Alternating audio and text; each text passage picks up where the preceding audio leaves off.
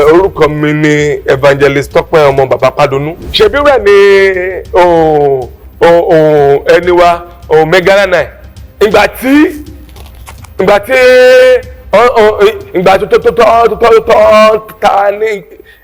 tó mọ́ pàkẹ́ tó mú bá ṣiṣẹ́ nídìí. Ṣebí gbẹ̀ lọ sáré wá sí orókè.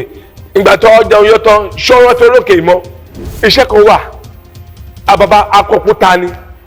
Tẹ́bá kò jọba ẹ̀ wá da pàfíìmù olímọ̀ẹ̀kẹ́ sí. Ẹ̀ wá ṣáná sí. Àwa máa jò. Ẹ̀ wá bẹ̀rẹ̀ sí ka Psalm 35. Ẹ lè kà nígbà méje.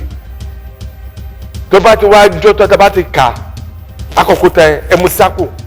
Ẹ̀ mú lọ sẹ́ni wíẹ̀. Ọ̀rọ̀ omi jó ojú mi ẹ̀ in fact ó ká gbogbo Nàìjíríà lára pé oṣù mọ́ tó lè hìlì ẹni. Ìgbà tí àbúrò bàbá Egbetokun Megalena ìgbà tó lé gbogbo jáde tó fẹ́ gba ṣọ́ọ̀ṣì yẹn ibi ni gbogbo wọn sá wá ṣùgbọ́n Ọlọ́run mi sí Bọ́lá Ahmed Tinubu ẹ̀mí mọ́nìkẹ́dì ayélujára kẹ́ni àjòkù ọjọ́ ìṣẹ́gun kẹ́ni cross mẹ́ta àti ìdámẹ́kẹ́ kó wà lára ẹ̀ kó fòwú dé kó wà lára yín ẹni ìgbẹ̀kẹ́ bá ń lọ nítorí pé òkùnkùn kì í borí múlẹ̀ nítorí pé mo rí ìṣẹ̀lẹ̀ kan ó máa ṣẹlẹ̀ ní Àbújá ó máa ránṣẹ́ pé bàbá mi Ọbásanjọ́ lórí Oriyomi Hamzat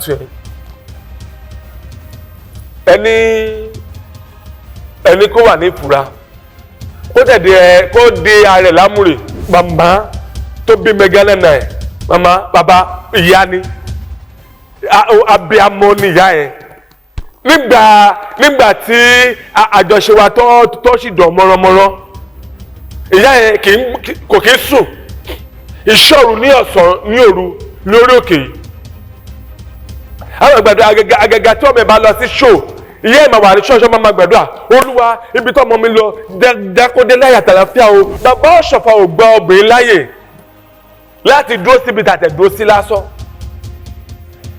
ayé obìnrin mother Celestia kò ju ayé ọ̀dọ̀ Holy Mary lọ ẹ tí iṣu ẹ̀ period ẹ̀ tó bá su tó dáwọ́ dúró kò nídìí pé òun jẹ́yà kò nídìí pé òun ayé ń ṣe àwọn ẹ̀sọ́ mẹ́wàá pé kì í ṣe ayé ló máa ń ṣèyàn á lọ wá eérú ojú àrò tó ti fi dáná láti àná á lọ wá eérú yẹn á jọ tó bá ti jọ síbi sínú cup kékeré náà ni á ra picnic á dà sínú ẹ̀